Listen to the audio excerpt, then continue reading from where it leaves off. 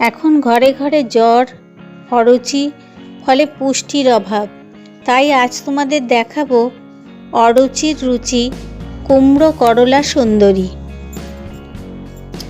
প্রথমে তেলে 5 ফোড়ন দিলাম। এবার টুকরো করে কাটা করলা ও কুমড়ো তেলে ছাড়লাম।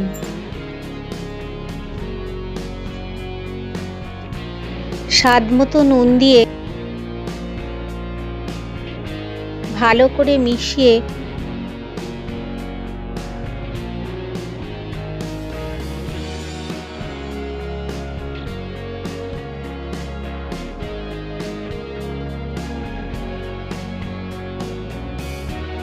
গুঁড়ো হলুদ দিয়ে নেড়ে ঢাকা দিলাম।